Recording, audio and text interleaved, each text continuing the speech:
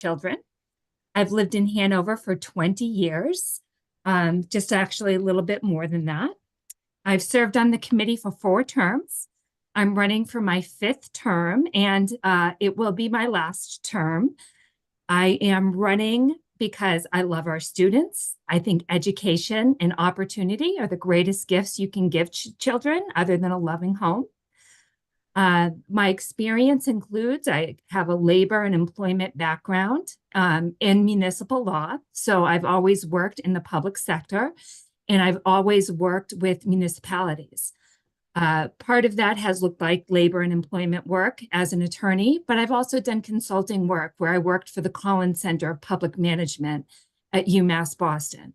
And in that capacity, I provided audits and organizational structure and advice to municipalities. And I also did charter work where I advised municipalities on creating efficient government structure through charters. I have a solid understanding of municipal finance, and I think that this is going to be something that is going to be much needed in the challenging years that we have coming up for the school.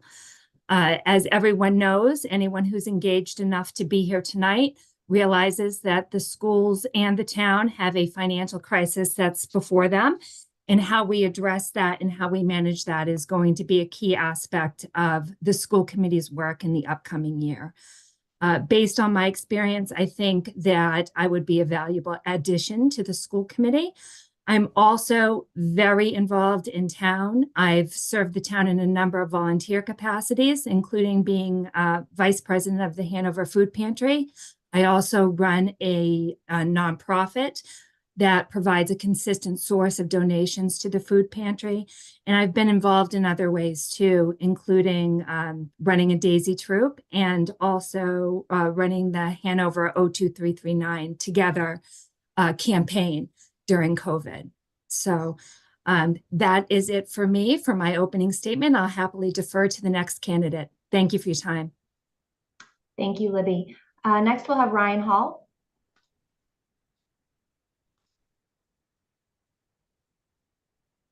Hi, good evening. My name is Ryan Hall, and I am running this year for re-election for my 2nd term, 3-year position of school committee member. I want to begin by thanking the Hanover Women's Club Juniors for inviting me to this important event, as well as the community members that are here tonight and my fellow candidates. I have worked to contribute to public education in a number of different districts over the past 20 years. Some of my experience includes classroom teaching, grant writing, planning with local and regional committees, and curriculum development. I'm currently teaching high school mathematics in a neighboring district, and I'm also the sitting vice chair of the school committee. In addition to my professional career, I am also the proud mother of 3 children. My youngest attends Center Elementary School, while my other 2 currently attend Hanover Middle School, and my oldest will be moving up in the fall as a freshman to Hanover High. Not only are they students in our schools, but also active members of clubs and sports teams throughout the town. As a family, we continue to make the most of every opportunity we can to be active participants in the larger Hanover community. My last 3 years on the school committee have given me a deeper understanding of town governance and an invaluable experience in specific ways that our committee can support the school department in its effort to provide the best education for all Hanover students. It's my goal to continue the work that's needed on behalf of the citizens of Hanover to be a top-performing district. It is imperative that we are able to celebrate our successes as well as continue to acknowledge and identify areas where we can improve as a district. Through collaboration with the administration and my role on subcommittees, work has begun to identify these areas. However, in order to move all of our students forward, we need to efficiently allocate resources and effectively implement the changes necessary to make progress towards this goal. I am seeking re-election because I am dedicated to the students of Hanover. With my experience as a committee member, an educator, and a parent, I bring the passion and commitment necessary to continue to represent all of you on the school committee for the town that I call home. As a taxpayer, a homeowner, a teacher, and a full-time working parent to 3 children in the Hanover school system, I am dedicating to making thoughtful and informed decisions. And if I'm re-elected, I will continue to ask the hard questions, listen to the community, and put the needs of the students of Hanover first and foremost. Thank you. Thank you so much, Ryan. Next, we'll have Megan Campia. Hi, everybody. Thank you so much for having me this evening. I appreciate the opportunity to share why I'm running for school committee. So my family and I moved to Hanover in 2020. My husband and I have 3 boys. They are in kindergarten, 5th grade, and 8th grade. And so during our time in Hanover, we have had an opportunity to be participants in 3 of the 4 schools. So we have not had students at the high school, but I was a special education administrator at Hanover High School last year, so have a bit of a perspective of that building as well.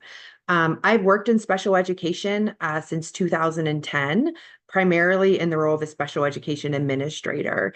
I've spent the majority of my career in the private sector, so in out of district placements in leadership capacities. I did 3 years in public school from 2020 to 2023, with the final year being at Hanover High School. I currently work as the vice president for student programming at Cardinal Cushing Centers here in town. And so I'm running for school committee because I think my area of expertise in the area of special education would be a benefit to the committee as we move through the next 3 years. Obviously, you know, as Libby had said, anybody who's been watching is well aware of the budget issues and where we are with the override. And, you know, in looking at the fiscal trends since 2023, you know, we've seen a significant uptick in our special education costs as a district. And, you know, I think that in looking at numbers, you know, and looking at the percentages of students who are identified, the percentage of students receiving services, the percentage of students being served in out of district placements, those have all steadily increased in our community in the last 2 years. So just looking at our out of district placement costs in fiscal year 2022, or I'm sorry, 2023, they were at $2.2 million.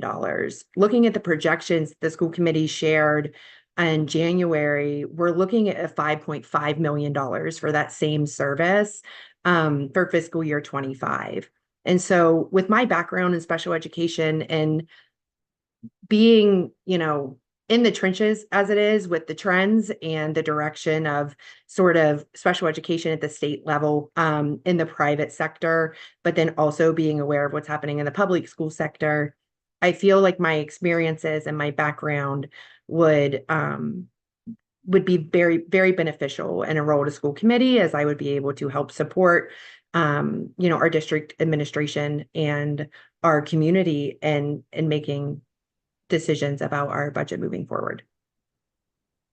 Thank you very much, Megan.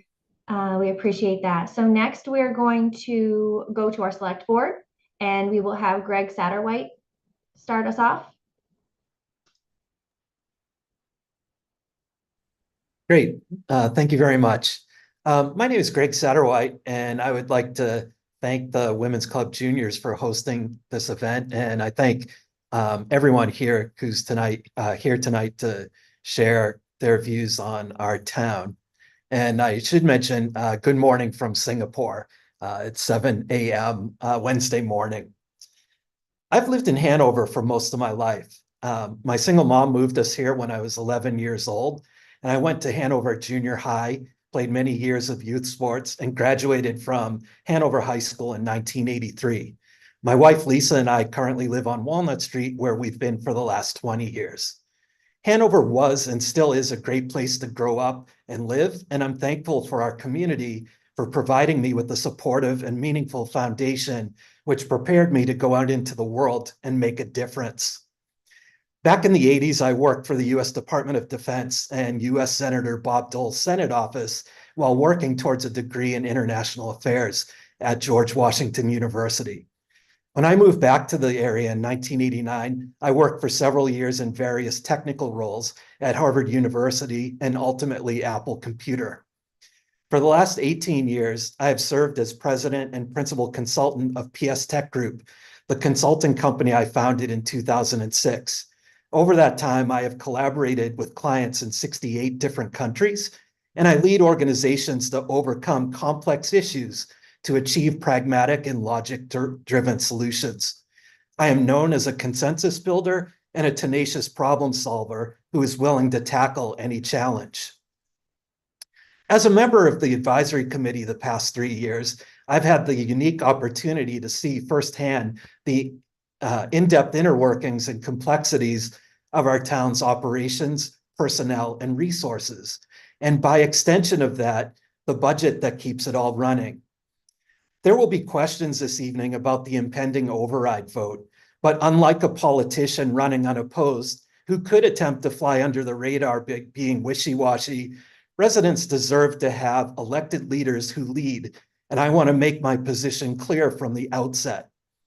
Even though the override budget as presented is not perfect, and there are certainly some specific things I would have done differently, I feel compelled based on my personal investment in months of presentations, research, and analysis that we must pass the override budget for the long-term fiscal health of our town. What we would lose in personnel, experience, resources, and services in the short term will indeed take years to recover from and will ultimately cost us more, a consequence we frequently seem to repeat.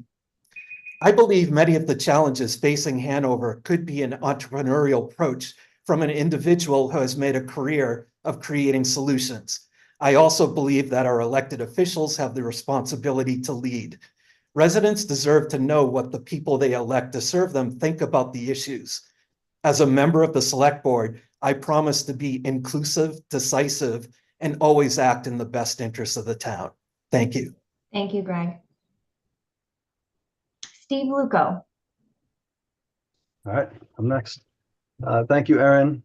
Thank you to the Women's Club for putting on this event. I'm glad to see everybody here vying for their roles. Really appreciate the effort that all the volunteers in town put in. It helps make Hanover a great place, not just because of us. There are a lot of people out there that we do it for. I moved to Hanover to raise my family. When my wife and I chose Hanover. We've raised our kids here and have enjoyed our experience here. The schools have been a big part of that. Youth sports have been a big part of that. We wouldn't want to be anyplace else. My wife and I met at college up at St. Anselm College up in Manchester, New Hampshire. We spent some time living there. 1 year, my college experience, I lived in Spain. I've lived other places and seen other places. I've had jobs in sales and in construction management that have given me an opportunity to travel all over the country, all over the region, all over the world. And, I've seen the kind of places that, Hanover has the potential to be, and Hanover really is and strives to be. And I believe that we do a great job here. We have a lot of different constituents with different concerns, different situations. We have residents that support the schools wholeheartedly, and we have residents that also have to plan for their retirement. So we have competing interests, right? We're all looking to try to get to the same endpoint, which is a successful place to live for all of us, but it has to be a balanced approach. And I try to bring that approach to the Select Board, and I'm looking forward to 3 more years, making equitable decisions for the town. The things that I've worked on haven't just been for one special interest group. They've been for the whole town and the whole community. I got involved in public service as a member of the Conservation Commission, and really it was in an effort to try to make our groundwater better for everybody, to try to make Hanover a healthy place. I enjoy the outdoors. I enjoy our trails. A project that I really spearheaded was the Hanover Branch Rail Trail and bringing that into Hanover. I applied for grant funding from the state of Massachusetts and received over $373,000 worth of grant funding for that project, the money that we brought into Hanover for that. I think the Department of Public Works still has a little bit more work to do there, but it's almost done. Anytime we seem to undertake a public works project, it always takes a little bit longer than expected and costs a little bit more money. We do have Mass DOT coming in this spring or before summer, hopefully, and installing the crosswalks and pedestrian signals that they promised. That's a small project compared to some of the big ones that we have to undertake, that will improve our water quality. But those are all things that, they benefit everybody, they benefit the community, and I'm proud to be a part of. So looking forward to tonight, and I thank the Women's Club for putting this on. Thanks so much, Steve. Next, we will move on to the planning board. Marianne Brugnoli. Good evening. Thank you.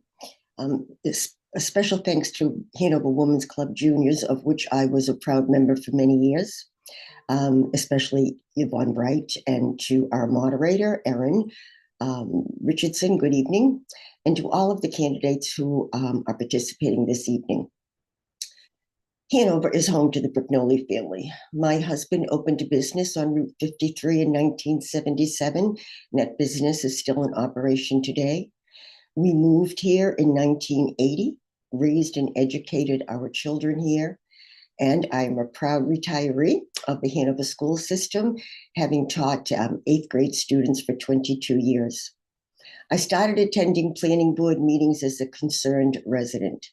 It was an eye-opening experience to learn how much planning, how much dedication, how much work went into every decision made by the members of the board. I found myself interested in the zoning process, especially land use, and I ran for re-election and won a seat on the planning board in 1991. And with the exception of 2 hiatuses due to cancer, I am entering my 27th year as a proud member of the Hanover Planning Board. Thank you. Thank you, Marianne. Next, I will ask the Board of Health, Kate Dauphinais. That's right. Thank you. Yes. I am Kate Dauphinais. Thank you to the Hanover Women's Club and Erin for moderating. I am lucky. I guess I would say I ran for the Board of Health as a nurse of 20 some odd years. I'm actually getting closer to 30 now, but in the middle of a pandemic, to try to help sort of address some of the issues that were facing us. I have learned more in the last 3 years about septics than I thought I would ever know. Please don't forget to have your service regularly. It is just a great way for me to be able to use my background to give back to the town. I have been so fortunate since we've been here. We've raised 3 kids here. I have one at the middle school and one at center right now. I've served on the PTA, and this was just sort of the next way to give back for me to a town that's given us so much. And I look forward to doing another 3 years. Excellent. Thank you so much. Let's hear from the trustee of the public library, Jean Cianciola. Great. Yeah, I'm Jean Cianciola, and I'm running for re-election to the Board of Library Trustees. And also thank you very much to the Hanover Women's Club. They do a great job with this event. My husband, Mike, and I have lived here for over 31 years, and we raised 3 kids here who are all now young adults. And I had to put in a plug. My oldest just got engaged, so we're pretty excited. I have always been involved, probably since the 2nd year we were here, with different community groups. I'm a member of the Friends of the Library, the American Legion Ladies Auxiliary, Hanover Women's Club, Republican Town Committee, Hanover Foundation for Educational Enrichment, Hanover Newcomers Club. I was president 1 year. Hanover PTA, where I was townwide secretary, Ways and Means Committee chair, Grant Committee co-chair, and Cedar School rep. HYA cheerleading parent advisor, not a coach. Was involved with the PAC 37 Cub Scouts for a number of years, in Destination Imagination as a tournament director and a coach. And because of my interest in genealogy, I recently joined the Hanover Historical Society, the South Shore Genealogical Society, and applying to join the Daughters of the American Revolution. And I'm a library trustee. I've been a trustee for 7 years. Going back to the form that we all filled out for this event, the major issue that I see going on right now, as everyone else does, is the proposed override. During my time on the Board of Trustees, we've always been fiscally responsible. We have one of the smallest, if not the smallest, budget in town. and we work with the money that's allocated to us. We're fortunate that the Friends of the Library also will support and provide funds for some of our programming. We're also fortunate that we get state aid as long as we remain certified by the Mass Board of Library Commissioners. One of the more fortunate departments in town during this override period is we won't be making any cuts. We will not lose any staff. We're very fortunate. Our current services won't change. The staff remains in place. The only thing that we will lose is we had a wish list item which we put forward because of interest of some of the residents for summer hours on Saturdays. So our wish list item, which is what we called it, was for a part-time person for $25,000 so that we could be open on Saturdays. And that's the only thing that we will lose if there's no override. So fortunately for us, everything else will remain the same. And I've been honored for 7 years to be one of the trustees, and I'd like to continue for another term, working with our wonderful director, our dedicated staff, and the other trustees to keep the library an important and integral part of the community. So thank you very much. Thank you, Jean. A couple of you have mentioned the override. We will see if that comes up in our questions tonight. But first, let's hear from Town Moderator Doug Thompson. Hi, thank you. Doug Thompson, your town moderator.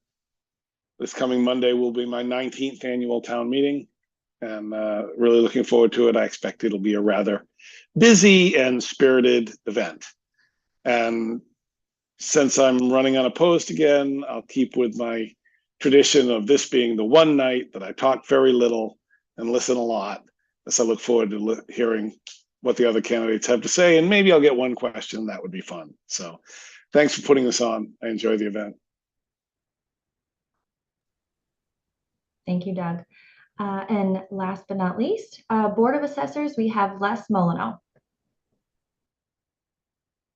Thank you. Good evening. I'm Les Molyneux. I'm a candidate for assessor. I came to Hanover High School as a newly certified teacher in the fall of 1967. I soon realized what a great community Hanover was, and I wanted to move there. So I took courses at Quincy College and got my real estate broker's license, which I kept for 40-some years. My search for an affordable home in Hanover ended in 1975 when I purchased my home on Water Street, where I still reside.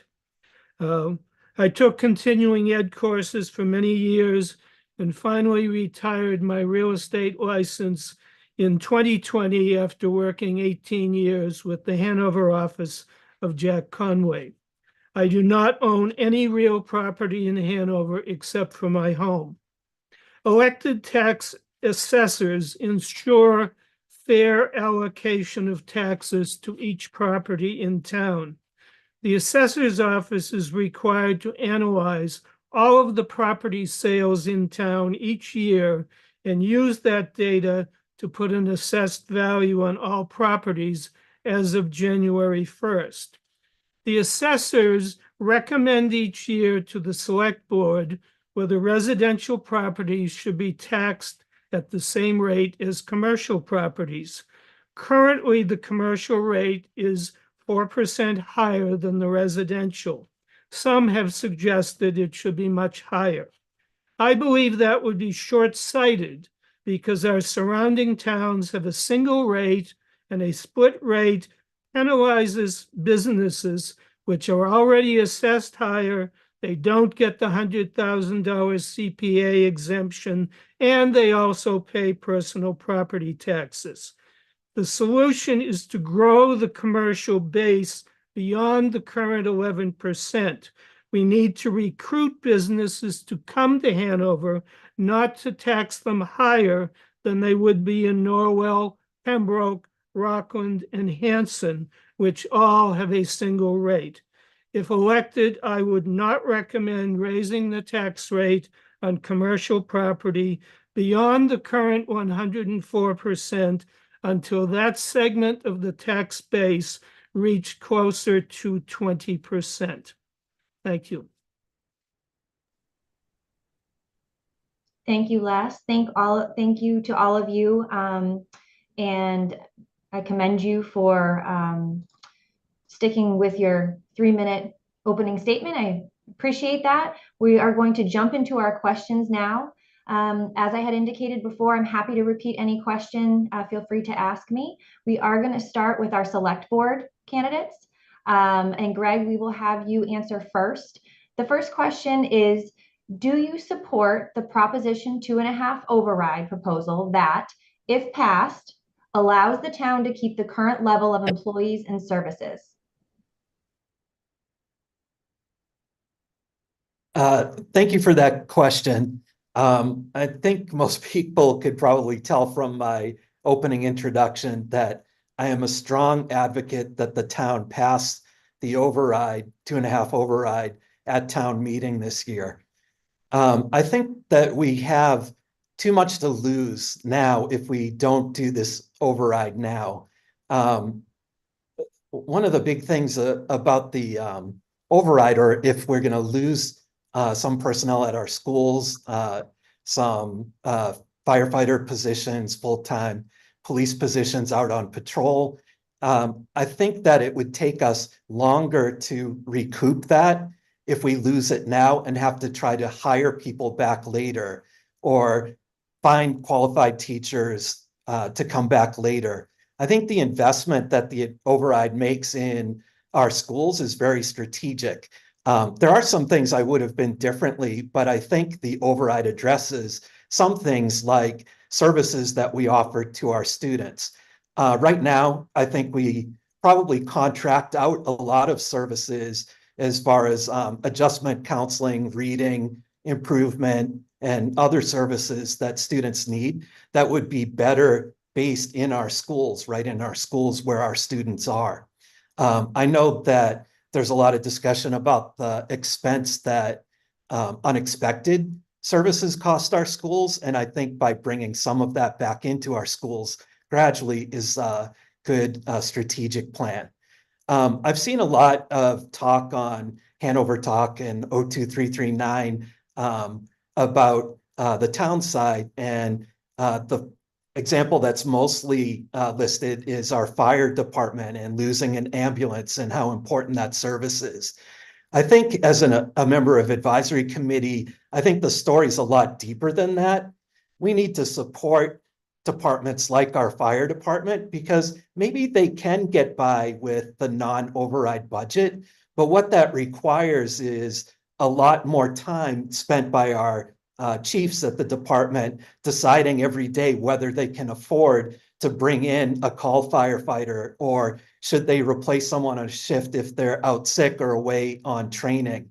I don't think we should be putting that kind of pressure on our department heads to make those types of decisions every day just to keep things running. So again, I'm a really strong supporter of the override and funding our town appropriately.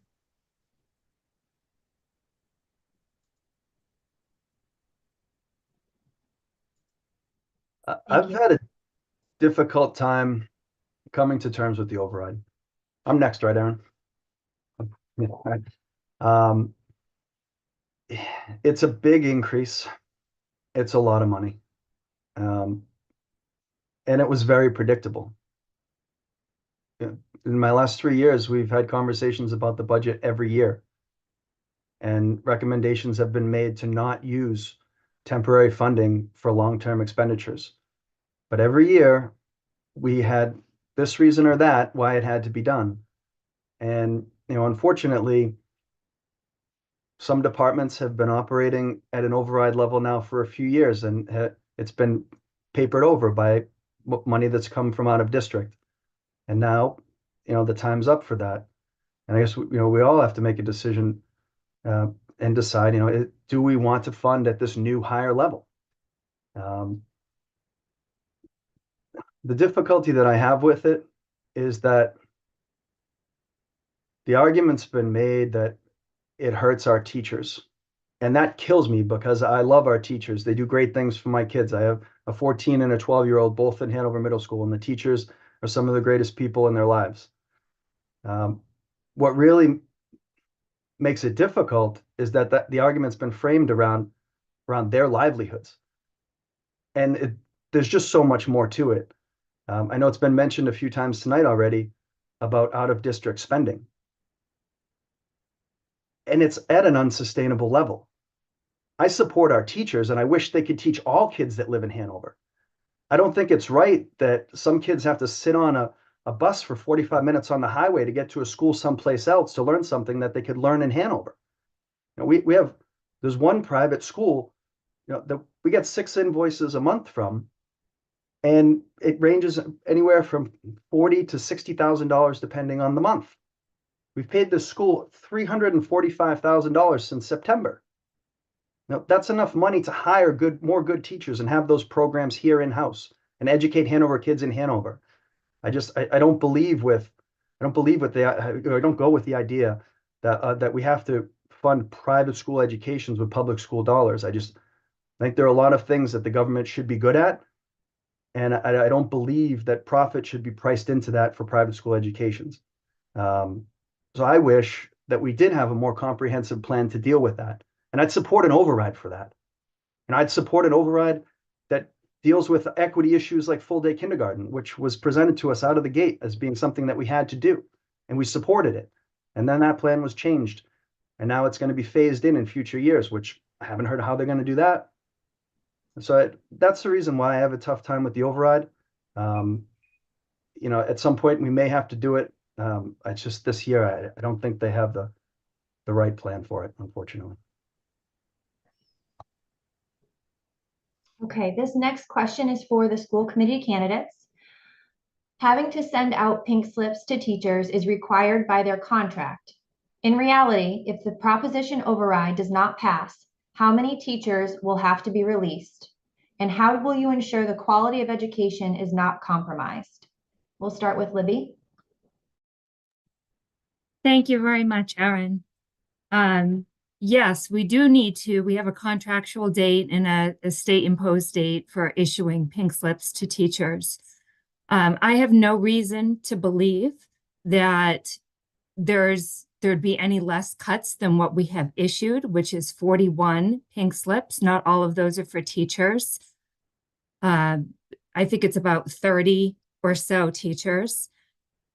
We have a budget deficit of approximately $3 million. 77% of our budget is staff. There's simply no way to close a gap of that magnitude without cutting staff. So unfortunately, the cuts are part of funding that gap if the override doesn't pass. Hopefully the override will pass and those teachers can be reinstated. In terms of providing quality education, I think it's important for residents to know that education will look very different in Hanover if the override doesn't pass and if we have to make cuts. Unfortunately, there will be larger class sizes. There will be programmatic cuts that are made in terms of AP classes, some of the elective classes, arts, drama, music. Unfortunately, we'll have to look at those areas in order to have some cost savings. But some things will not change. Your children will be cared for. Your children will be loved. All of those things will remain the same. And I think parents should have some reassurance with that. But unfortunately, the cuts to teachers are real. Like I said, $3 million, 77% is staffing. There's really no way around that. I've heard talk about out-of-district placements. I just want to be clear, there might have been some misinformation about numbers. $5 million is the entire special education budget. That is not the out-of-district costs for the Hanover Public Schools. So we should be very clear about that. And, we do have some Mr. Luco mentioned creating some programs in-house to service students. And that's exactly what those 5 positions in our budget are meant to do. 2 reading teachers, special education teacher, adjustment counselor, and also a speech and language pathologist to provide those services in-house so we can scale back any reliance on expensive contracted services.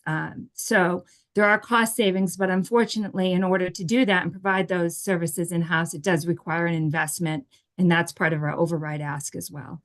So that's my answer. I don't want to go over. Thank you, Libby. Ryan, the same question to you. Do you need me to repeat the question? Yes, would you mind repeating it? Thank you. Sure. Having to send out pink slips to teachers is required by their contract. In reality, if the proposition override does not pass, how many teachers will have to be released, and how will you ensure the quality of education is not compromised? Thank you so much for repeating the question. Many of the things that Libby just stated are true. The 41 that we are aware of that we need to cut if the override doesn't pass has been made public. We've discussed those cuts. I think to speak to the need to continue, if the override doesn't pass, to be able to have maintain quality education in Hanover schools is going to be difficult. Libby said education will look different. Class sizes will be larger, program cuts. As we said, AP classes, electives, specials and specialists. This will impact college acceptance, things like that with GPA. I think the most important thing that we can do as a school committee is support the school if it doesn't pass, to be able to reposition staff the best we can, as we have in the past. For instance, last year, we determined that we needed a reading specialist that was not funded. The school got as creative as possible and chose to reposition staff in that situation. Again, to speak to, as Mr. Luco said, kind of working with a budget. We have always worked within what we've been given, but we haven't necessarily been able to bring that staff in to be able to bring those costs down over the past few years. So it's important to understand that we have made cuts and we have been as creative as possible in the past. At this point, at this time, we are in need of this override in order to be able to provide the services that we need in Hanover. So I think in order to stay within my time frame and not repeat everything, that would be it.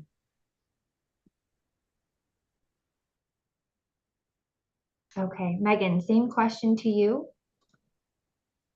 Yes, absolutely. So I think, obviously the numbers, I'm going off of what Libby and Ryan shared, the 41 members of our school community. To Libby's point, while 30 of them are maybe teaching positions, the other 11 positions that are cut are just as vital to the functioning of our schools. And so I don't think anybody's intentionally leaving them out, but I don't want them to get lost in this discussion either. And so our paraprofessionals who support our students, our administrative staff who support our buildings and the functioning of our buildings daily, the teaching staff that we will lose if the override doesn't pass are going to have a substantial impact on the shortfall. And so I don't know that I fully agree with the statement about the numbers I shared being incorrect. And so I did pull back up the budget presentation from January 29th. And our projection for 2025 is residential programming. We're projecting to spend just under $2 million for day school programs and I'm not sure, maybe that's not out of district, but again, a 25% increase, and we're projected to spend $1.3 million. Non-member collaborative programs, which are out of district, we're projected to spend $850,000. So all of those costs, while they always can't be predicted, they're going to have an impact on the services we can provide as a district. And so, I think that as we see our numbers continue to go up, as we see the needs of our students continuing to increase, we need the override in place so we can balance ourselves, right? So we can gain some traction. But if we lose 40 staff when we're already at a projected increase that's higher than where we've been in the last 3 years, we're going to continue to be digging out. Our out of district numbers are going to continue to go up. The amount of contracted services that we're legally obligated to provide aren't going to go away because we don't have people to provide it. We still are legally, obligated to provide reading services, to provide speech services. And so if we're cutting positions and we don't have the people in place to do that, then we do have to find the money from somewhere, right? And so to Steve's point earlier, some of this is unanticipated cost, right? But some of it is us failing to see the trajectory that we're on and being able to course correct and being able to take a step back and say, okay, how do we support all of our students, all 2,000 of them, in the best way possible? And starting the year by losing 40 of our school employees we're going to continue to be we're going to be playing catch up constantly. It's going to impact what we can provide. It's going to impact our services, but just as importantly, it's going to impact our future financial position because it's going to continue to push out our neediest students, which is going to end up costing us more money. Thank you so much, Megan. Our next question is going to be for the town moderator, Doug Thompson. In recent discussions involving a school budget override, it has been brought up that only 1 out of the 9 advisory committee members currently have children in Hanover Public Schools. What changes will you be actively making that ensures that you are appointing Hanover residents that can advocate for our children in public schools? And as you fill open positions, do you put out an interest finder? What is your process? That's an interesting point. I was not aware of the fact that one of them has children in the schools. There is no particular criteria. I've always tried to have as balanced a committee as possible, a pretty wide range of views. I think anyone who saw the discussions that went on in the AdCom this year would realize we had some very wide-ranging views as far as what was the right course on a number of issues. And that's good. I want to see a lot of debate and disagreement. 9-0 votes on AdCom don't probably accomplish the best things. And so I'm glad those don't happen. Every year when I get to the new year, it's of course highly likely we'll have an open seat because I think it's pretty likely that Mr. Satterwhite, running unopposed, is going to be on the select board next year. And then we have, he was not up for reappointment. And then we have 3 folks whose terms are ending. And I always discuss reappointment because continuity is super important. It's very hard to be a major contributing member of the advisory committee in your first couple of years, really in your first term. It's just very complex. But I just had actually Kathy HB through her around town on the web just put out a request for me for anybody that's interested in the advisory committee. And then I'll also probably put something just after town meeting out on Facebook and a couple of the pages where people do that. It's as all of us know, it's not easy to reach the crowds, reach everybody, but we try our best. It helps some that we have different internet and social media outlets. And then hopefully I hear from a number of folks and hear what their interests are. I'm always looking for people that are broad-minded, not there to hit one particular subject. Someone who was there because they had school-age children and that's all they cared about was the school budget. That's not an ideal candidate. It's really supposed to be about us and the breadth of issues before the town. I also look at their professional backgrounds. We have an interesting mix of legal background, financial background, nursing background, professional corporate management backgrounds, and that helps give us a diversity of opinion. So it's it's never been a hard and fast criteria. It's a balance to try to have as broad of viewpoints as possible. Thank you very much. And by the way, if anybody's listening or watching on this and you think you might be interested in advisory committee, I'm moderator at hanover-ma.gov, and you can find that on the town website if you forget what I said. Or if you want to volunteer for anything else, love to have volunteers. Thank you. That's good. Okay, the next question is for the trustee of the public library, Jean Cianciola. A lot of residents would like the library to be open on the weekends during the summer. To do so, though, the town would have to raise taxes. Do you support increasing taxes so the library can be open on the weekends during the summer?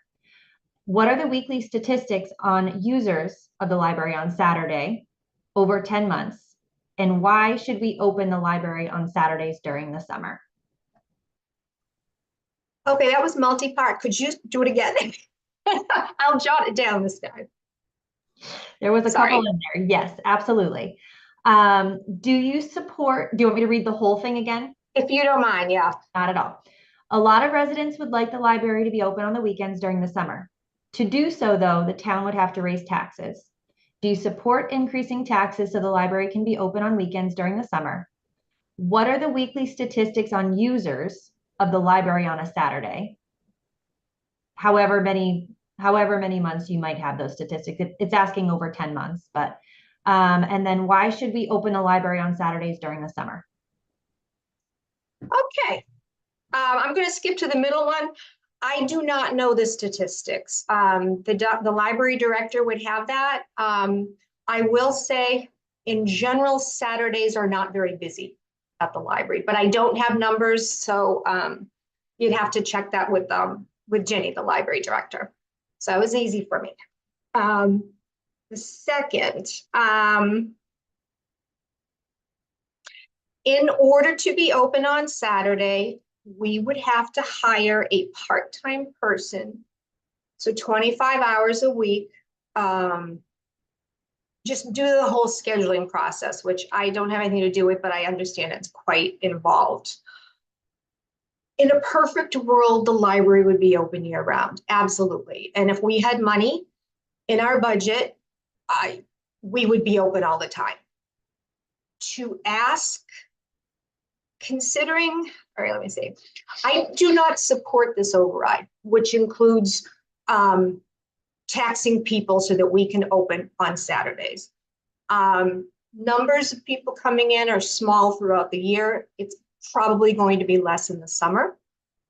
If again, it was in our budget, I would be happy to do it, but I'm not going to support an override to, there are too many people who are struggling to make ends meet right now. I do not support increasing taxes so that the library can be open on Saturday. In the third part, like why, I'm sorry, would you read the last part? Why would we be open on Saturdays? Why should we open the library on Saturdays during the summer?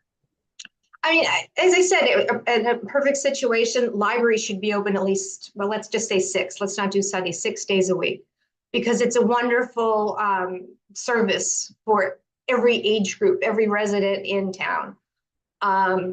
So it would be great just to provide that service, but we don't have the funding for it. I think I hit them all. You did. Thank you so much. That was a multi-part question. Okay, so for the Board of Health, we have a question for Kate. What do you see as the most pressing public health issues facing our community today? I mean, I think for us, we are deeply involved in like making sure that food services are safe throughout. I'm not sure how many people like sort of realize most of what we do. I'm not sure I realized most of what we did before I ran. But our department does all of the food inspections of anywhere that has a kitchen that is public, you know, so all the restaurants, shops that like Market Basket or places that do like prepared foods. So all of those inspections allow us to help keep everybody safe in our community. I think we do a lot of septic work to make sure that our town water stays, you know, that we're not leaching stuff into the groundwater that we're not supposed to, that things are cleaned and maintained. And then, you know, we do a lot of like housing issues that come up that sort of get quietly done and taken care of. I think we've, mercifully, we've kind of come out of the pandemic. So the biggest issue that we faced over the last several years has kind of settled down a little bit. And we're not worried so much about vaccine clinics. But I think we have such great services that we offer to allow, flu vaccines during the year. And then, they inspect all the food trucks and the restaurants to keep it safe, pool inspections for public pools. I just think that our main task is just to address all of those things and try to help keep our community safe and healthy. Thank you so much. Next question is for Mary Ann. How would you approach a proposed development that is beneficial economically but controversial among residents? Would you repeat that, please? Yes. How would you approach a proposed development that is beneficial economically but controversial among residents? It would be nice to know if the person who asked this question meant residential and non-residential, but we've had that before in town, a project that looks like it's going to be quite economical for the town, really meets zoning, but residents who might abut it or residents who just don't want to see more growth speak up, attend meetings, and voice their discontent. In a way, it's very fortunate for planning board members. We have a Bible that we have to go by, and it's called the zoning bylaws. We have Mass General Law, Section 40A, 41A, which are the zoning laws, our zoning laws. Some of them are taken from that. The rest have been approved by town residents at town meetings. And if a project meets all of the requirements for the zoning, for the district that it is to be in, there's not much the planning board can do to prevent it. And even though residents might be unhappy with that, if zoning allows it, it's basically a done deal.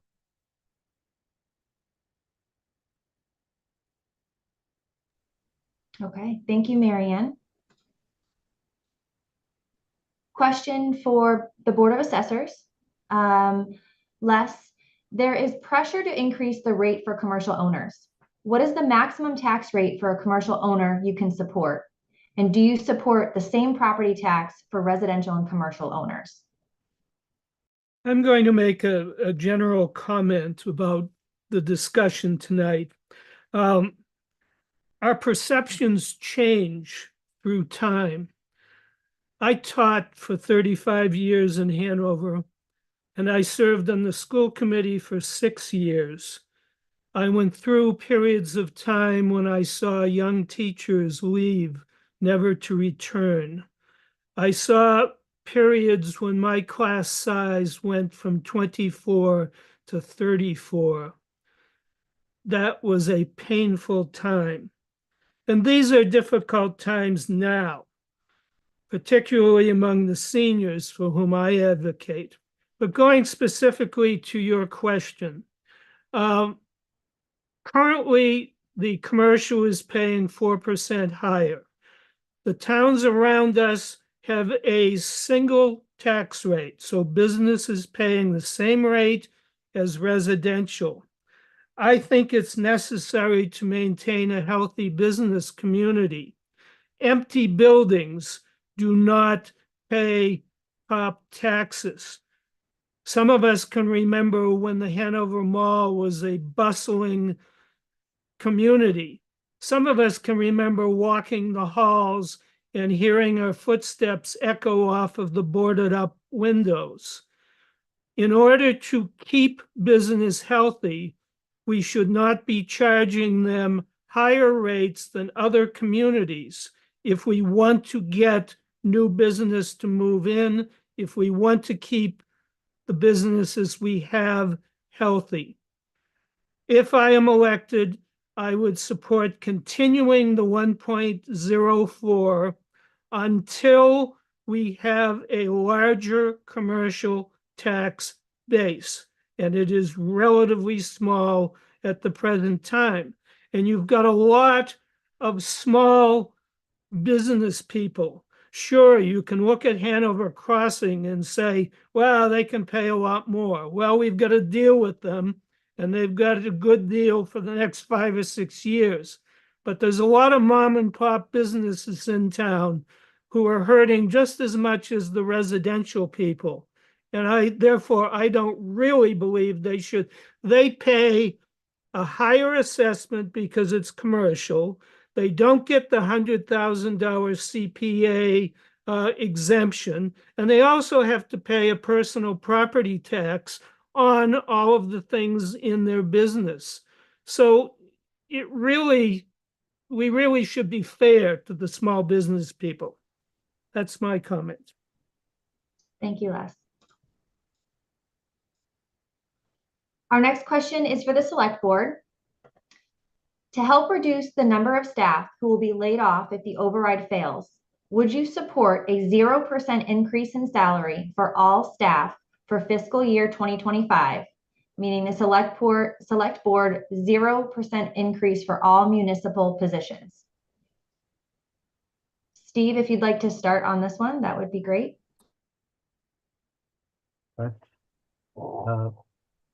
In my experience, town staff has generally been willing to go with what's best for the community.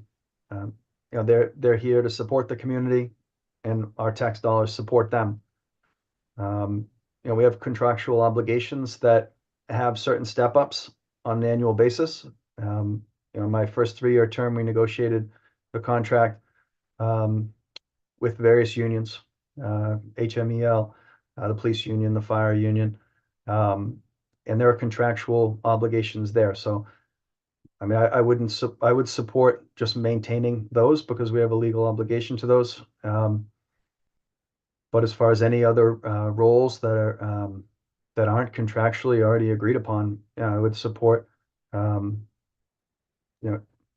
keeping them flat from year to year with no increase if it would prevent an override, and I think that they'd be on board with that too. Greg? Yeah, that's a tough question. I think going into the next fiscal year and seeing what happens after this town meeting, we need to consider all options when deciding the best path forward. One way I think that we could answer this question is if we have the override, we will then be set up for several years. And I've said this, and we've said this as an advisory committee for the past 3 years, and especially this year. We do not expect the advisory committee to approve of another override anytime in at least the next 5 years. If we get the override now, all town departments would be subject to the 2.5% increase that could be levied in the next several years. And a 2.5% increase could account for raises for town personnel. Again, I think all things could be on the table, but with an override, I think we would be in a position to be able to honor our employees and be able to give them increases. I don't know if it would be the whole 2.5%, but I wouldn't say that with an override, we wouldn't be able to give them something. Okay, thank you. I have a similar question for the school committee. To help reduce the number of staff who will be laid off if the override fails, would you support a 0% increase in salary for all staff for fiscal year 2025 for the school committee, meaning 0 increase for the entire school system? Second part to that is, what strategies will you employ to increase transparency and communication with the community regarding school budget and spending? We can start with Ryan. Hi, sorry. Thank you. I want to be incredibly careful here as we are in open negotiations with contracts right now. So I'm going to be cautious about answering this too much. So I think Supporting that is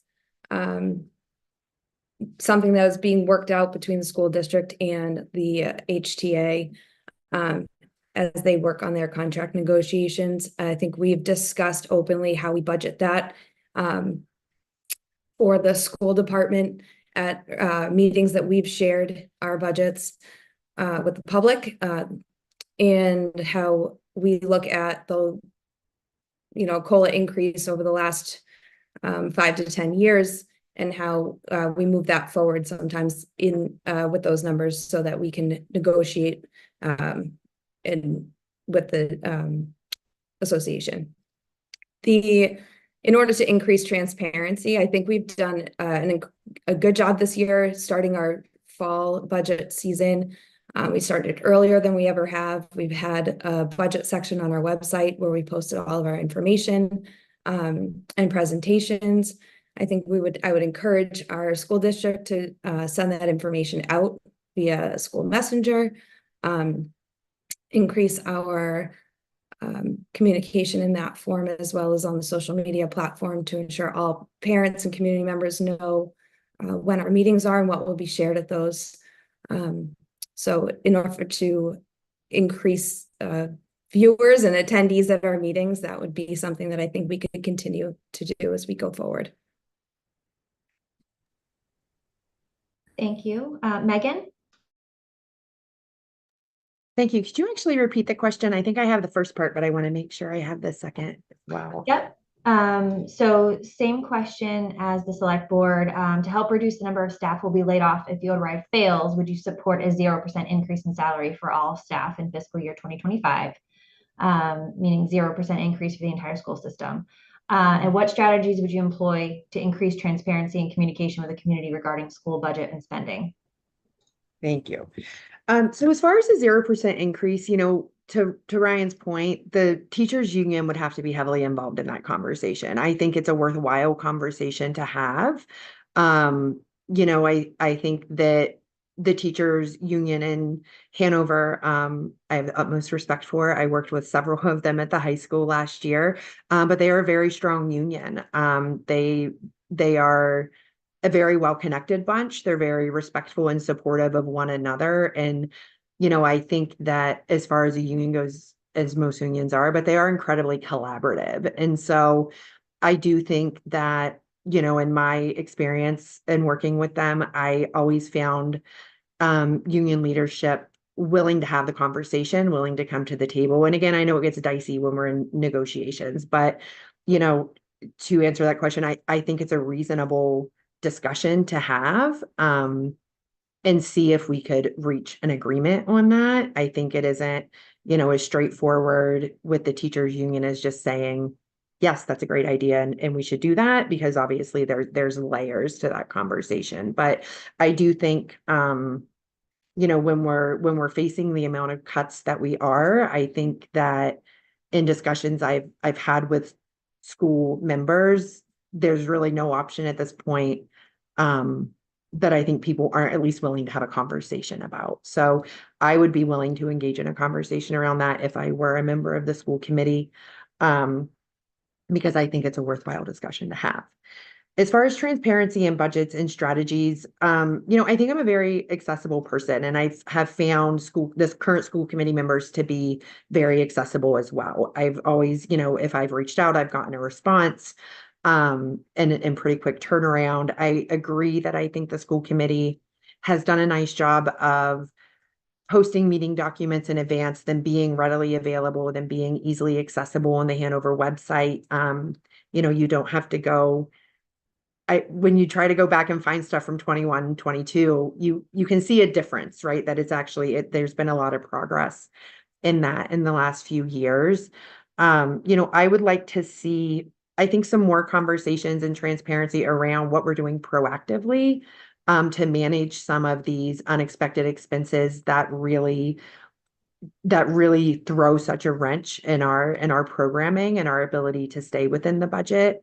And so whether that's through office hours, whether it's joint statements from school committee and district administration, whether it's, more sort of Q&A forums for people And again, a lot of that stuff folks have done this year, knowing that the budget was going to be in the situation that it was. So, for me, I think strategies would just be continued transparency, accessibility, and easily accessible documents. Thank you, Megan. Same question for you, Libby. Thank you, Erin. Again, we are in open contract negotiations, but what I can say is that when I was on the negotiation committee early in my tenure as a school committee member, we negotiated a contract that restructured the step schedule for the teachers, and this was a savings over time to the town. So I think it's important to look at not only the percentage increase, but also the structure of a contract. In terms of just a general statement about what we do with salaries in town, the town has already settled some of their contracts. And I would, encourage the community to look at those. Those are available as public records, and what the salary increases are as part of that. I think it's difficult to say you don't support an override while you're providing these types of increases to our employees. That being said, I am all in favor of paying our employees, teachers, and on the town side, a living wage. They work very hard for us, and part of that should be a reasonable compensation. I have looked at our teacher salaries, and they are competitive. We are a 50-50 insurance community, and so that impairs our ability to do recruitment sometimes, and also affects retention for our employees. And we need to be mindful of what our compensation packages are so we can keep qualified employees and recruit highly qualified employees, because the quality of education depends on the teachers who are delivering it. The other aspect of this is transparency and communication about budgets. And I think we have done an excellent job at being transparent. I think what we need to do is be accessible. That's the real issue, is how do we make the information, the budget information, accessible to the average resident? Municipal finance is complicated, and it takes a long time it's taken me 20 years to be able to speak with any type of confidence on municipal finance. So how do we make it so people can follow the budget and understand what we're talking about when we talk about levy budget?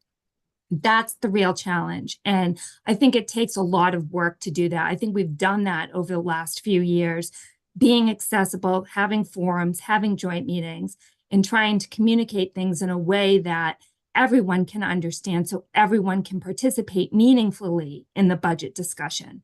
That is so important. And I know it was mentioned about talking about being proactive in terms of things that we've discussed. And so perhaps we can start the transparency here tonight, and I can answer some of those questions about in-district services and initiatives that we have taken to reduce some of those costs.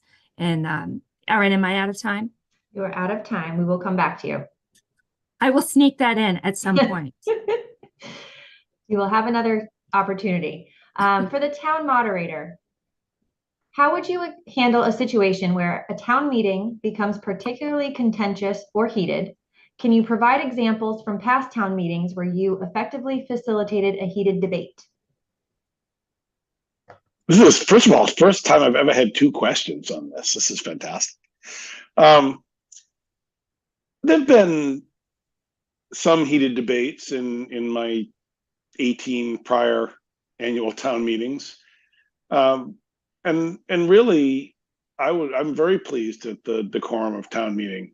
We do have people that are very respectful of the process, and even when they're passionate about something, in almost every case, a stern look or a brief warning will keep them within their bounds. I'm very clear up front that I won't tolerate any personal attacks or foul language or the like. And every now and then someone gets a little bit heated. I can think of a couple of individual examples. Probably some of the people on this call are familiar, not any of the people on this call, but are familiar with examples that they've seen in the past. But it's not really been a problem. There's been a few times I've had to rule something out of order. I think actually one of the most interesting ones that I always recall is that we had a very heated discussion during a special town meeting once about privatization of the transfer station. And it had come up sort of suddenly and was in special town meeting. And so everybody showed up. It's the biggest special I think we've ever had. And it was a special right before the annual. And they were very wound up about it. As it turns out, it really wasn't even a question. It was sort of a what do we think might happen in the future? And there was a lot of passion around different issues. And that meeting ended and we moved into the annual town meeting.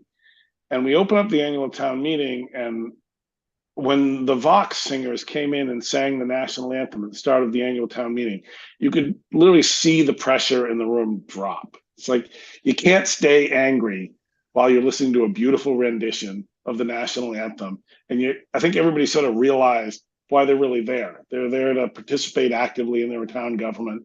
And then maybe we can just, take it down a notch and be civil. And that wasn't me. It actually was just the talent of the young singers. So I'd say, the general case is people are pretty respectful. Because we have so many people there that want to run their town government, if a few people that want to be rabble-rousers show up, there's not a lot of opportunity for them to overwhelm the meeting. And every now and then I remind people that the rules for town meeting were written about 200 plus years ago. So they do grant me fairly arcane authority to have people removed and actually held, not just kicked out, but held somewhere. I've never had to do that. I hope I never do. But it is, it is there. So not too worried about it. I think people in Hanover are quite good about participating actively in town meeting and governing their town.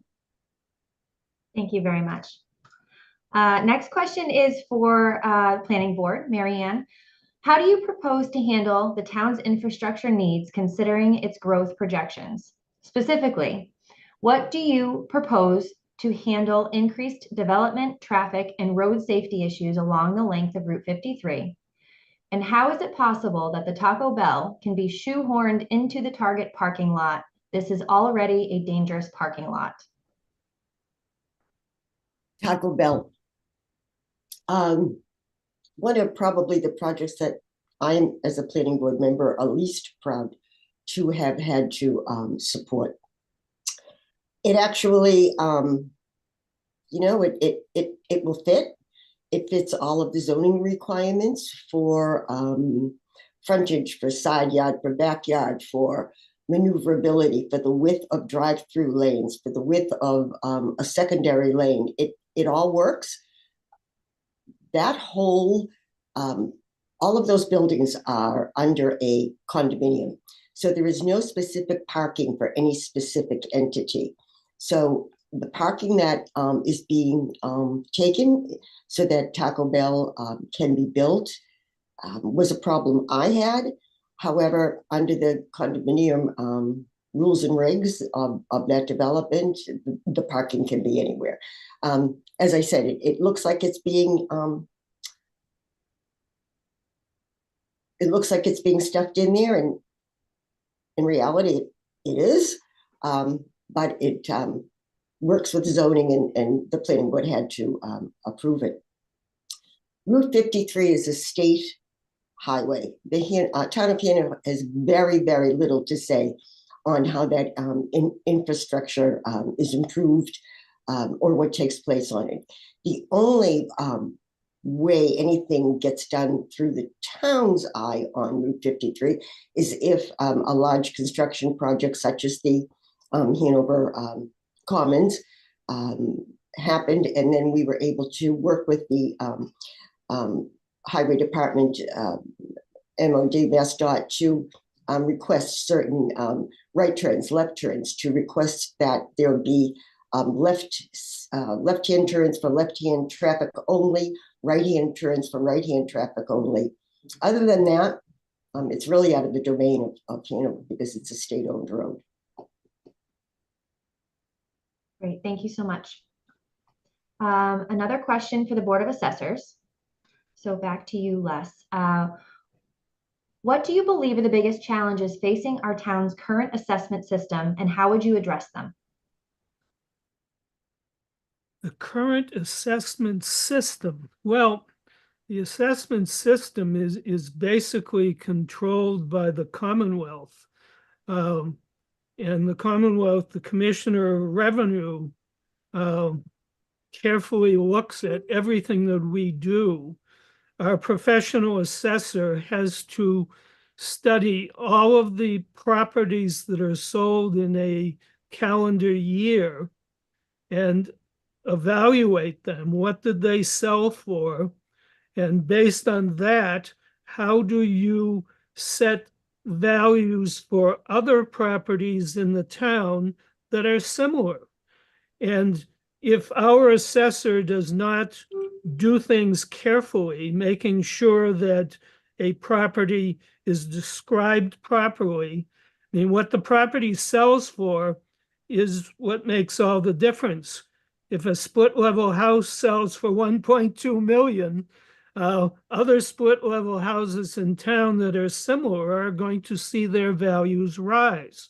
So the assessment system is not something that the town of Hanover has control over.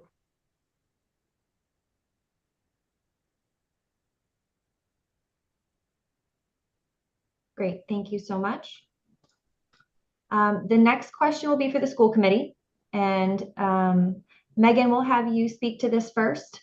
It says, last year, the school committee overspent its budget by $1 million. The town had to approve a special town meeting article for $650,000, and the schools had to use the special education reserve fund of $510,000 to pay the remaining school expenses.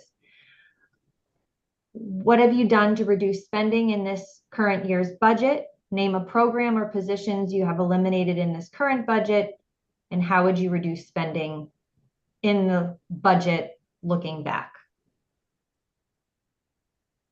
So I haven't done anything to reduce the budget this year, just because wasn't part of that process, obviously. But I can answer the second part of that. So, I think in any sort of process, right, you have to be able to project, and it's not always going to be perfect, right? But we should, if we have an understanding of the trajectory that the state is going, where our costs are. So one of the things that's always referenced, right, that's been referenced a lot in the last 2 years, is the 14% tuition hike that Chapter 766 schools had approved by the state legislator. And so that went into effect, I believe, about a year and a half ago. And so, that's referenced a lot as something that was, surprising or unaccountable for, or unpredictable. But again, if you're following trends and you're following legislative action, that 14% tuition hike had been in discussion for 2 years before it was ever approved, right? And there was a lot of discussions happening around what's going to happen with the hike. Is it, it was a lot of back and forth, but again, it shouldn't have caught us as off guard as it did when it was approved and when it did make its way through the legislator. And so, again, as far as managing the budget moving forward, I think that, you obviously have to work very closely with your district administration to make sure that, they're aware of the trends, they're aware of the spending, are there new curriculums coming out that we're going to have to purchase for our districts as a whole, right? Are there new courses that we're going to need to have teachers in place to teach due to state standards? And so, again, I think if you are able to be aware of trends and the educational trends, then there's always going to be things that are unpredictable, but we should be able to stay within our budget. Thank you. Libby, will have you address that one next, please. Great. Thank you so much, Erin. I think a little history here is important, a little bit of context. It's important to note that we have been operating on a very lean budget the many, many years. Prior to my election to school committee in 2011, we were under state average funding, and we've been under state average funding ever since. We can talk, hopefully have some time to talk about that a little bit, but I do want to answer the question. So for approximately 8 years, our special education expenses were about 21% of our budget. Now, that was steady and consistent and relatively predictable. So we were able to budget for that. Coming out of COVID, we did see a large spike in the need for services. And we looked at maybe going from 20, I think it was about 22% to 26% of our budget in special education services. So that is impactful. Yes, and that did result in a deficit, and mainly due to when we talk about unanticipated expenses, children are unpredictable, and we meet children where they are always. That is the job of the school district. And where they are and where they were after COVID was something that none of us could have predicted. And we did have a spike in behavioral related out of district mental health placements. And that's what the unpredictable part of the budget was. There's really not much we could do in order to address that. Those are mandated service costs. But when we talk about going forward, there's no reason to believe that we aren't going to level out our expenses. And I hope that that does happen.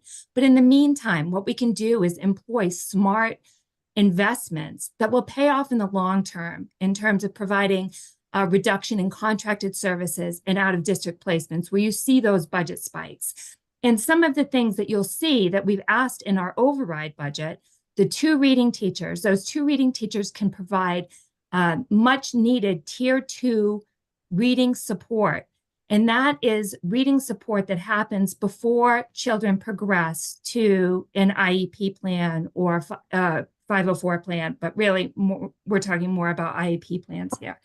So if we can strengthen those services, that will, in the long run, should reduce the need for special education services.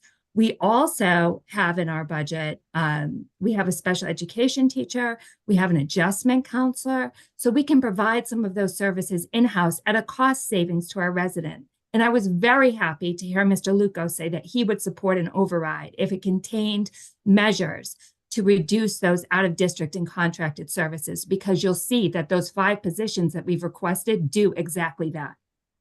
Thank you, Libby. Ryan, same question to you. Do you need me to repeat the question? If you don't mind, thank you. Sure. Last year, the school committee overspent its budget by $1 million. The town had to approve a special town meeting article for $650,000, and the schools had to use a special education reserve fund of $510,000 to pay for remaining school expenses. What have you done to reduce spending in this current year's budget? Name a program or position you have eliminated in this current budget. And looking back, how would you reduce spending in this current year's budget? So I think I want to just start out by saying, rather than calling it overspending, we unfortunately didn't have the budget that was allowing us to provide the services that we needed, given the expenses that kind of came up within the last school year. As Libby stated, we've been very underfunded or tightly funded.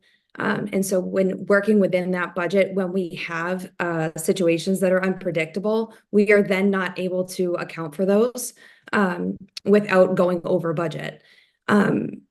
Speaking to the reserve fund that we need and the additional 600 that we needed to ask for, those are unfortunately the ways that we can close that gap when those costs rise. And we are working hard as a committee and as a town to not rely on those reserve funds in order to offset our budget.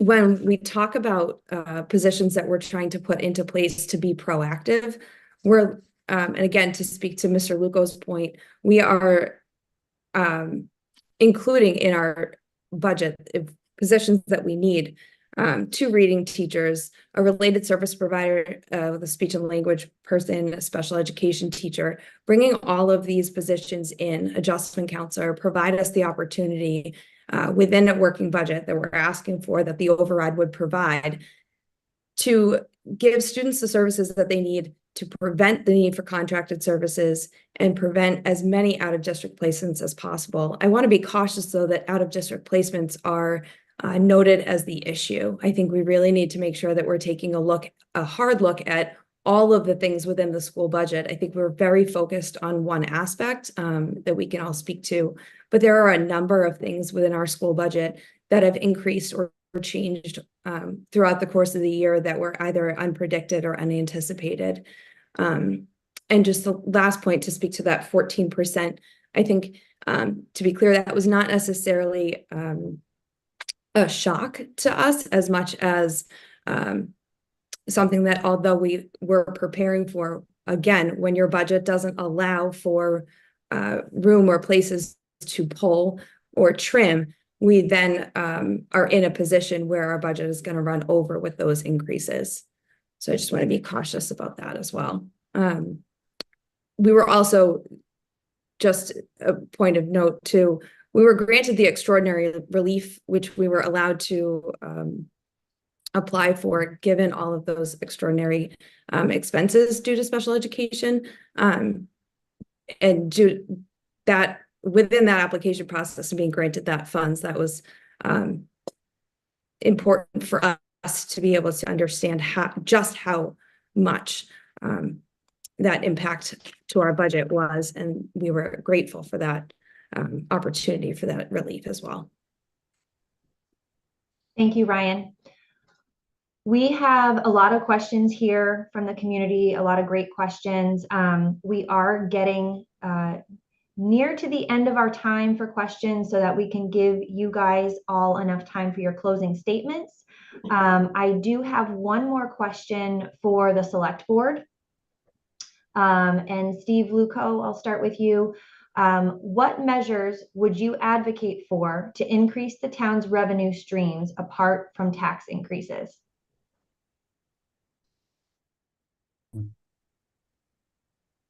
I know that some members of the select board, supported a proposal this year to create some residual money from a potential billboard in town. I didn't support it at the time because it hadn't gone in front of the planning board yet, and I thought it needed some more review. As a municipality, tax revenue is really where we get our funding. Well, it's not a private business. We do have water rates that fund water infrastructure. I feel that we pay a lot in taxes, and I would love to see our town, run in a way, with some efficiencies that we could find. I know we could find to try to save some money and run it within the tax revenue that is generated. I'm not going to suggest that our town, pursue outside income. That's just not the business of a municipality.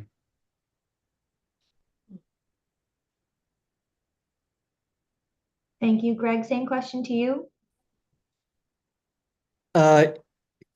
Yeah, so I think we as a town need to look at how we can generate more revenue based on the resources and opportunities that we have. One of the things that I don't know that a lot of people know about is, for example, when we send out an ambulance and they transfer someone to the hospital, we get a reimbursement for those ambulance rides from insurance or from the patients who are transported. And if we don't have the funds to keep our ambulances on the road, we're losing potential revenue there. Let me kind of go off track a little bit and talk about the school budget. One thing I would have done differently in the school budget, if I had the means to do so, I probably would have advocated for paying or investing in full free day kindergarten right from the start. We get Chapter 70 money back from the state based on full-time FTEs of students in our schools, and our kindergartners do not count for that funding that we get back from the state because we still charge for that full-day kindergarten. The other thing that we could always take a look at is possibly looking at fees where fees may not have been updated for many years, or fees might be warranted for some of the services that we offer in town.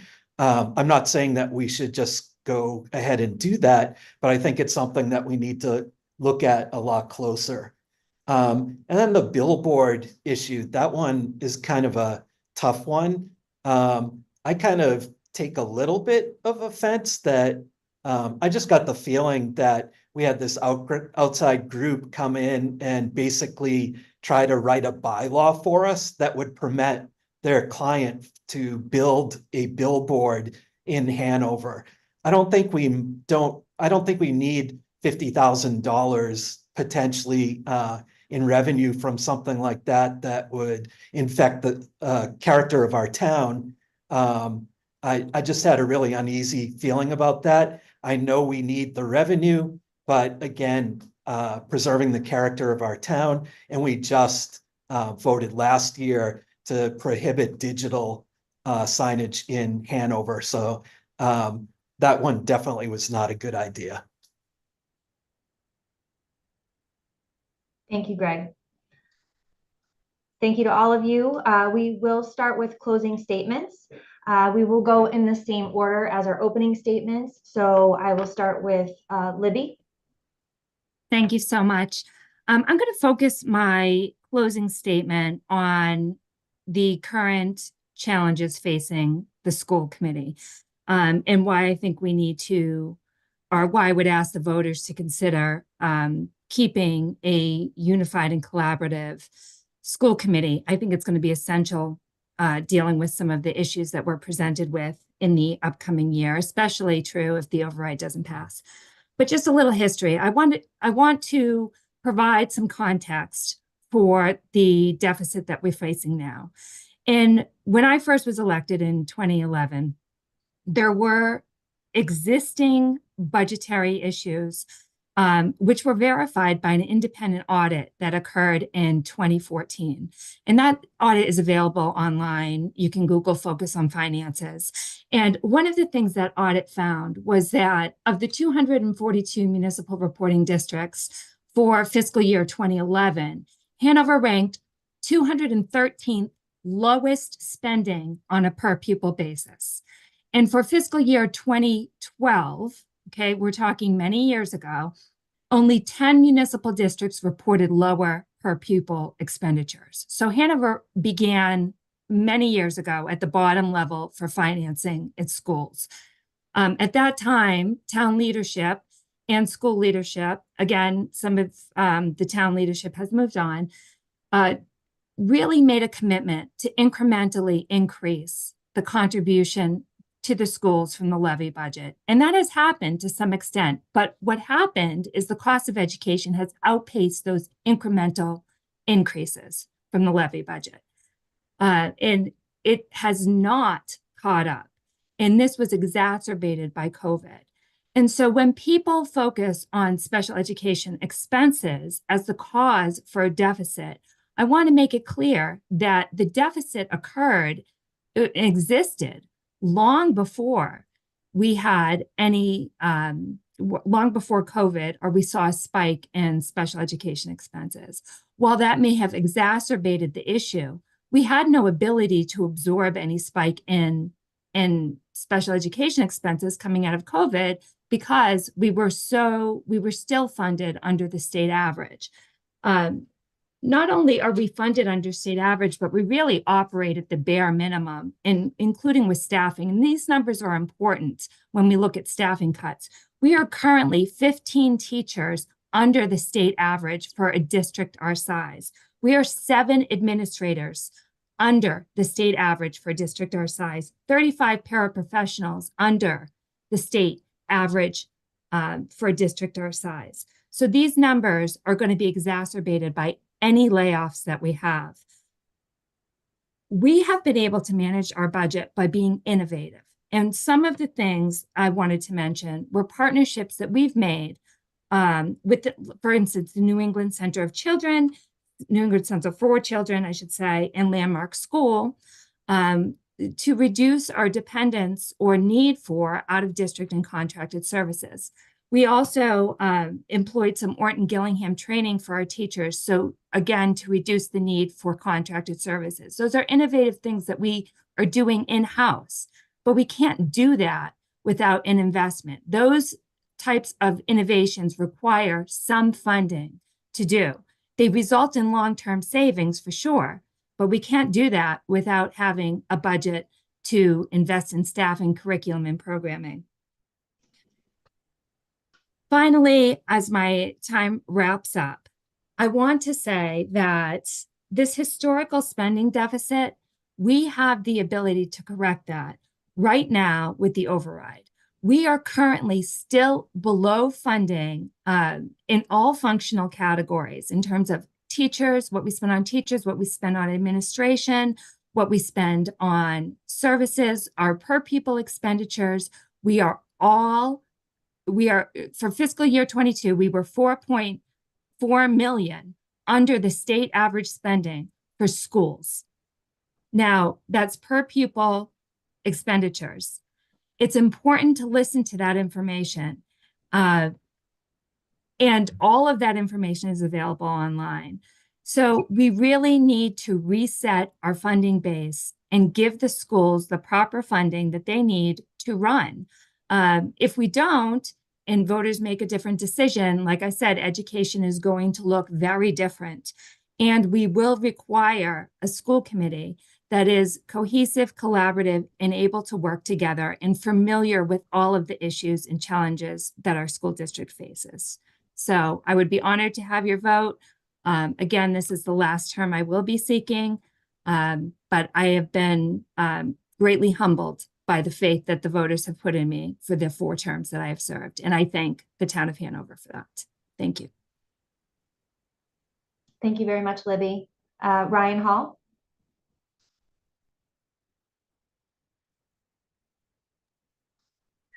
Yes, thank you.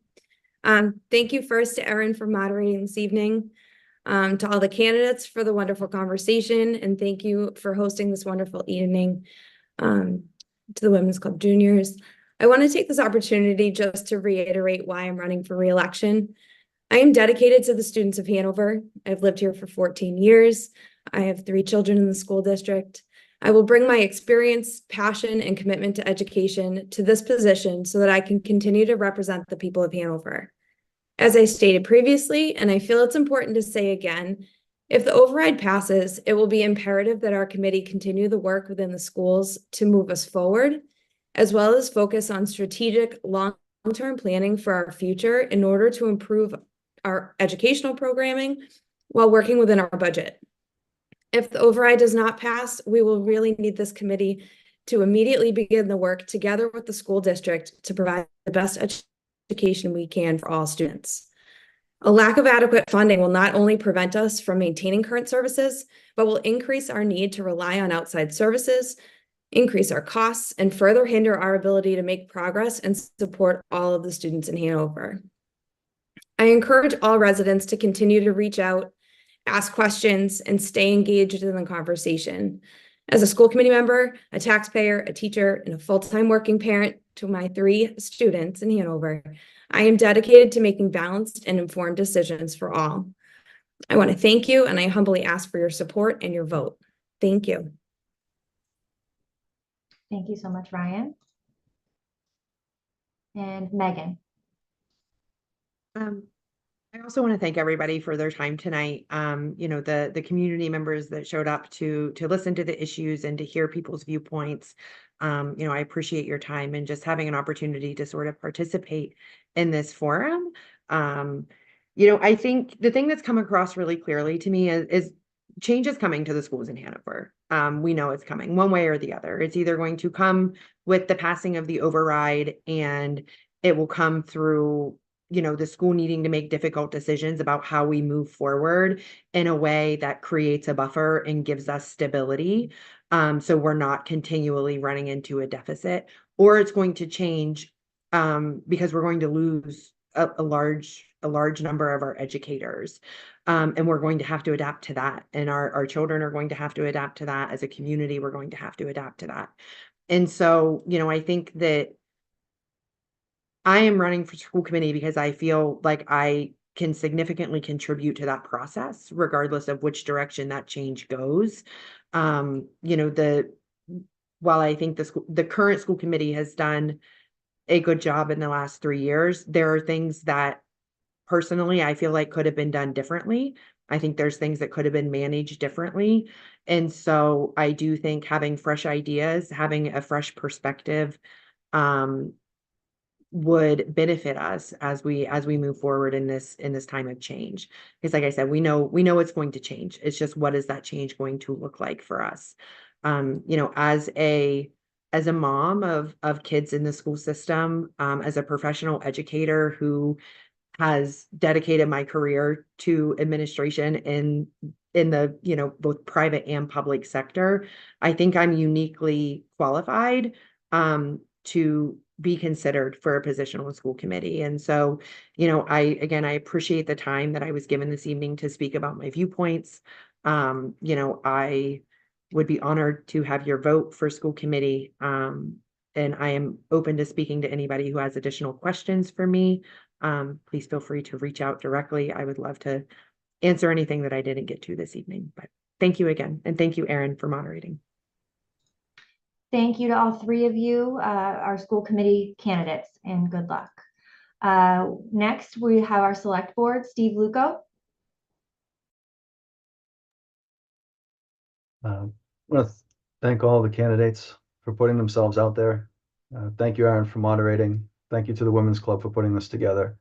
And thank you for the residents that are tuning in tonight or will watch this, you know, in the coming weeks as we all have to make important decisions. You know, change is going to have to come to Hanover, whether we support the override or we don't. And you know, we're still funding, you know, without the override, we're still funding a healthy town government that will be able to provide services. It's just if the override doesn't get supported, it would just be a little bit different. You know, I've been a little bit unnerved about some of the conversation online and talking about it's going to be catastrophic. Watch the news. There are places in the world that experience what catastrophic looks like. It's not Hanover. So we're going to be fine on the other side of this, either way. You know, we all want to support our schools. We all want a strategic vision for our town. And once we get through the next month, you know, we're going to pick up the pieces and all move forward together. You know, I wouldn't describe this as a catastrophe. It's just a challenge. And we're going to get to the other side of it. So there's still plenty of good days to come, and be there soon. All right. Thank you, everybody. And appreciate the opportunity to talk with everybody tonight. Appreciate it, Steve. Thank you. Mr. Satterwhite, we will hear from you. Thank you for joining us from Singapore today. We appreciate it. We'd love to hear your closing statement. Great. Thank you very much. I hate to start my closing statement with the word unfortunately, but the major issues facing the town are mostly the same ones I talked about as a candidate when I ran for select board 2 years ago. Water quality and quantity, the fireworks site, traffic safety, affordability, and preserving the character of our town. These issues were also issues way before that. Every year, these same issues are talking points for candidates running for elective office, like simply acknowledging them is some great insight. Residents know what the issues are, and what they need are more leaders who are committed to finding a way to get things done. The people of Hanover would be best served by a select board that has a more diverse set of experiences, skills, and understanding, utilizing unique perspectives and ingenuity to finally find solutions for our current issues and proactively plan for the future. I hope to fill that need with your support. The most important thing that you as voters can do right now is support our community by supporting the override budget. I don't especially like paying taxes, and what we pay to the state and federal governments in taxes, we can only hope to get something back directly to help our town if we have effective state and federally elected representation that works hard on our behalf. Every dollar raised by this override goes directly to us, supporting our services, our safety, our children, and I can't think of any better way to preserve the character of our community than directly supporting the things that are important to us. Hanover is my home, and I want to put my expertise as a problem solver to good use helping the town I love. Again, I am convinced that any challenges the future may bring us is best served with fresh eyes on the issues, an entrepreneurial work ethic, and a commitment to the notion that anything is possible until proven otherwise. These are times when we need to be committed to clear priorities and unwavering and effective leadership from our elected officials. In closing, I'd like to share a John Wesley quote with you that has meant a lot to me over the years, and it pretty much describes my life philosophy. Do all the good you can, by all the means you can, in all the ways you can, in all the places you can, to all the people you can, as long as ever you can. I want to serve the people of Hanover, and I will make a difference. As a lifelong Hanover resident, I offer a perspective that is truly unique, local roots with a world of experience. Thank you for your time and this opportunity to speak to you tonight. Thank you, Greg. Next, Planning Board, Marianne Bergnoli. Thank you, Erin. Hanover is not built out, which means there is still work to be done. The quantity of water in Hanover, the quantity of water that Hanover has available is a concern. It has been a concern, and that's going to impact further building. And to that point, I believe as a town, we have to move forward with sustainability in terms of building design, excuse me, and construction. We are in the midst of working with the state on proposed housing alternatives, which are vastly different from the residential development that Hanover residents enjoy. In 1991, I made a promise to voters that I would strive to make Hanover the best it could be. And in all the years that I have been on the board, I can honestly say that I have looked at every decision through the lens of, is this the best for Hanover? As a member of the planning board, I am surrounded by talented, dedicated men and women. The staff at Town Hall is remarkable. It doesn't matter if I have a question for the IT department, for the moderator, for Concom, for the Board of Health, for the building department, for the tax collector, for the assessors, or the town manager. Everyone is more than willing to help, and I am so thankful for their support. I am proud of the zoning knowledge and experience I bring to the board, and it is an honor and a privilege to serve the town I call home. I would appreciate your support on March 18th. Thank you, everyone, for participating, and for all of the people who are watching this. Good night.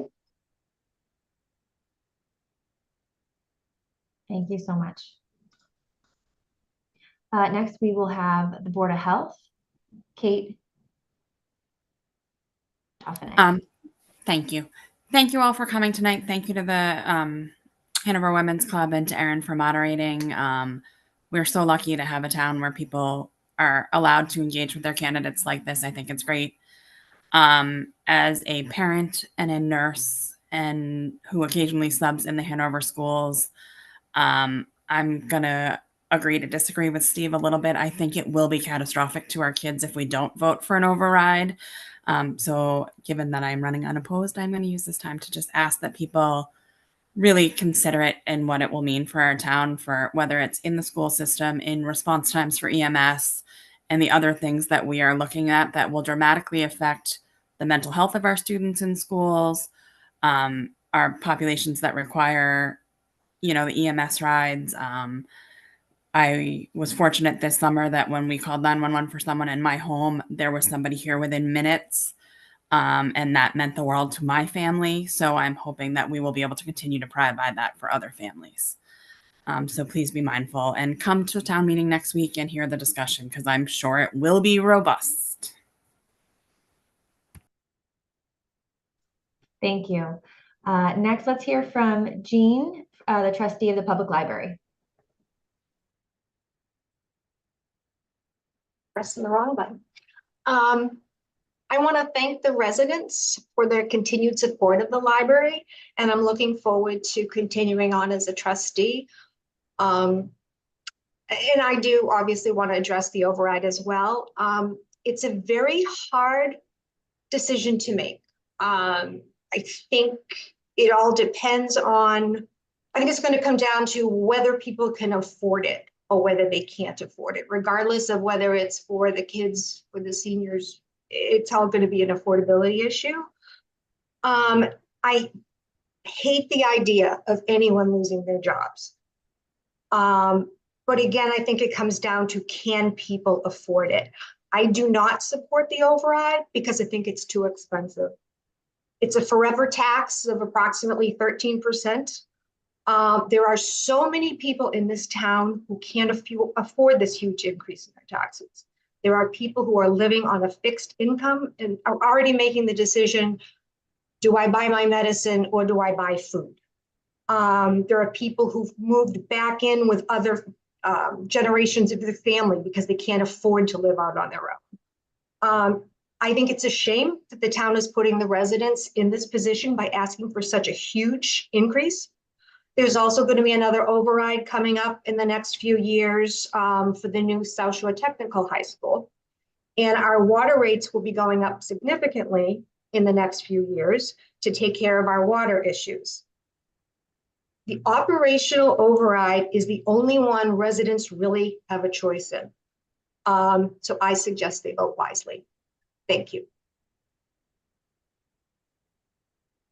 Thank you, Jean. Town Moderator, Doug Thompson, please.